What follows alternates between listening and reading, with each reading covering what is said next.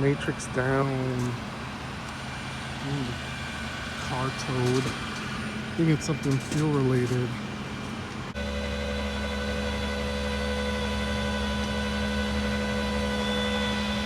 Not the Corolla.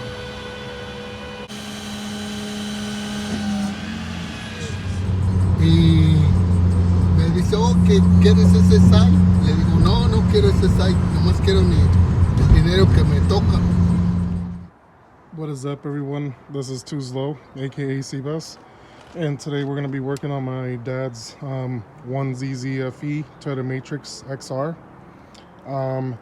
So you guys saw in the previous videos that I guess the Matrix died on him, and it's dying on him after the vehicle has warmed up and it's been running for a little bit, and so I'm suspecting that it has something to do with fuel related issue. I already went ahead and cleaned the math, replaced the air filter. That didn't do much, but I did notice one thing. If I remove this ventilation hose right here, these are all actually new. If you guys are wondering what are the hoses part numbers, they're in the video of where I started putting my dad's 1ZZ together. But yeah, very rubbery, look at this.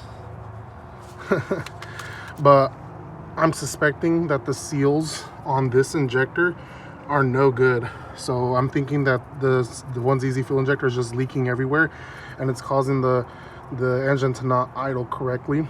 So went ahead and I purchased the fuel injector seals. So these are the lower ones. That's the part number right there. They call them insulators. I had a hard time looking for these because I didn't know the right name for them, but they're insulators, not a seal. And then I got the O-rings for the top section.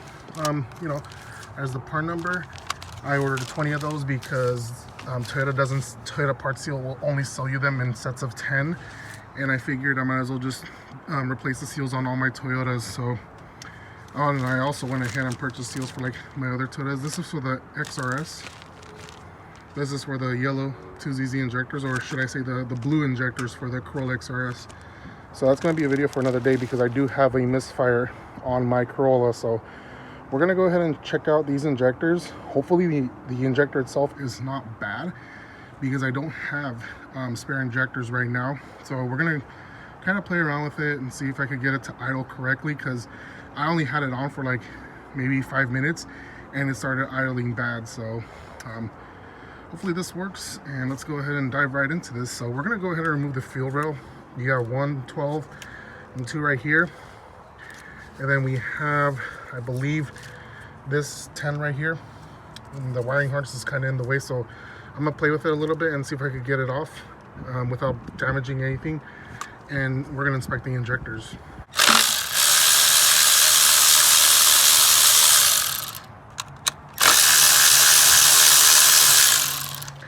By the way, if you guys are gonna get into working on cars a lot, I highly suggest you buy one of these. This is the Milwaukee 3/8 ratchet. I keep telling you guys, don't get arthritis by using that. Don't get arthritis by using this.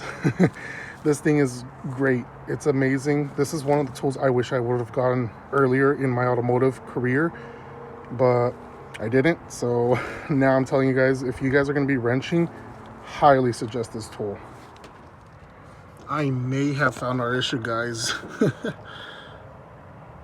Look at that O-ring. Look at that O-ring. Do you guys see that? That's all chewed up on the O-ring. So it's been leaking. Look at that.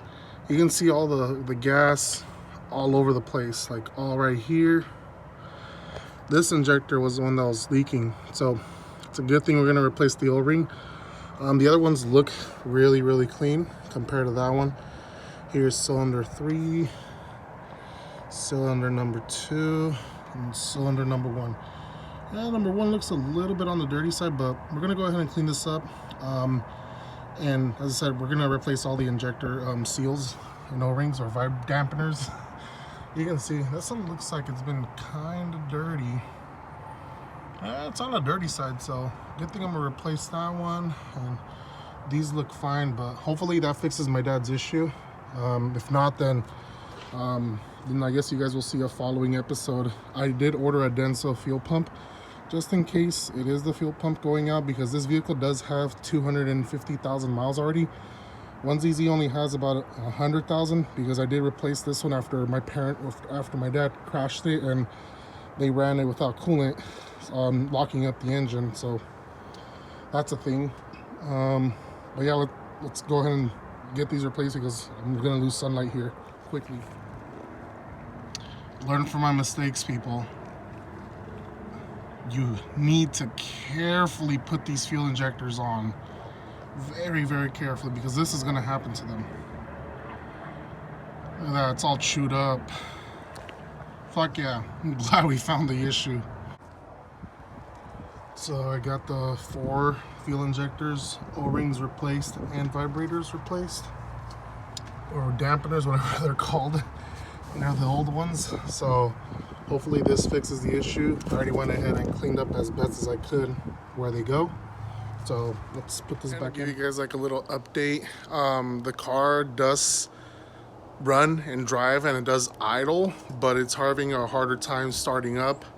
So that leads me to believe that the fuel pump is going out. So I already have one of those. So that's going to be another video of me installing a Denso fuel pump.